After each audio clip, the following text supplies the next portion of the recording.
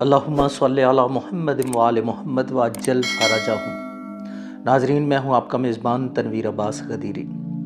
آج ہم آپ کے ساتھ شیئر کرنے جا رہے ہیں عصبی گھر ہونے کی علامات اور عصبی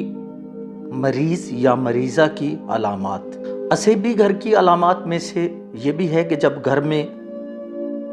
داخل ہوں تو ایک عجیب سی بے چینی محسوس ہو، بلا وجہ گھر میں رکھی ہوئی چیزوں کا گر جانا، دل بوجھل سا ہو جانا، بعض کمروں میں ٹھنڈک معمول سے زیادہ ہونا، عجیب سی گھبراہٹ محسوس کرنا، رات کو قدموں کی آوازیں سننا، بعض اوقات تنہائی میں ایسے محسوس ہونا کوئی آواز دے رہا ہے، نمازی افراد کا نماز سے دل اچاٹ ہو جانا، ذکر اذکار اور قرآن سن کر گھبراہٹ محسوس کرنا، سر درد ہونا، کاندھوں پہ بوجھ محسوس کرنا، بار بار ڈراؤنے خواب آنا، چھوٹے بچوں کا سوتے میں ڈر کر اٹھ جانا، گھر میں رکھے ہوئے جانوروں کا مثلاً کتے کا ایک سمت میں گھورنا، گھر میں لائٹ خود بخود آن ہو جانا یا آف ہو جانا، اگر آپ کے گھر میں غیر متعلقہ آوازیں آئیں یا کسی کے چلنے، رونے اور ہنسنے کی آوازیں آئیں تو سمجھ لیں آپ کے گھر پر اعصاب کے اثرات ہیں۔ عصبی مریض ہو یا مریضہ ہو، ان کی علامات یہ ہوتی ہے: اگر آپ کے سر اور کندھے وزنی ہوتے ہوں یا وزن محسوس کرتے ہوں، یا چلتے پھرتے آپ کو یہ محسوس ہوتا ہو کہ آپ کے ساتھ کوئی چل رہا ہے لیکن نظر نہ آئے، کمرے میں بیٹھے تنہائی میں آپ یہ محسوس کریں کہ آپ کے علاوہ بھی کوئی کمرے میں موجود ہے مگر نظر نہیں آ رہا،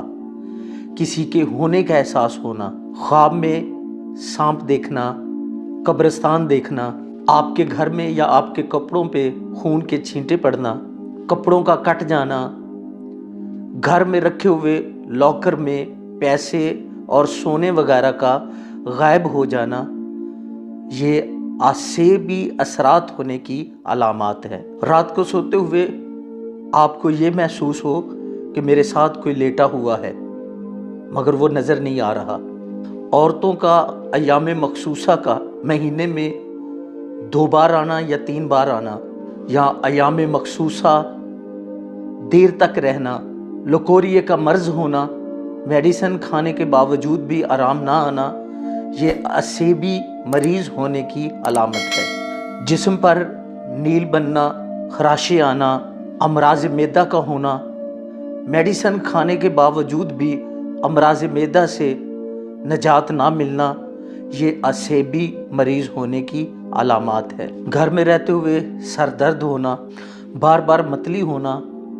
نیند میں سینے پر وزن محسوس کرنا، یہ عصبی ہونے کی علامات ہے۔ عصبی مریض اور مریضہ کے لیے خصوصی ہدایات ہیں: کسی سے سن کر ہرگز کوئی عمل، ورد یا وظیفہ نہ پڑھیں، نقصان کا اندیشہ ہے، اور نہ ہی خود کسی کتاب سے دیکھ کر کوئی تعویذ لکھ کر بازو پہ باندھے، نہ گلے میں پہنے، کسی مستند عامل سے اپنا ذائچہ بنوائیں یا اس سے علاج کروائیں یا اس کی سرپرستی میں کوئی عمل یا وظیفہ پڑھ سکتے ہیں اگر وہ اجازت دے۔ عصبی مریض کے لیے فوتگی کے گھر میں جانا بھی منع ہے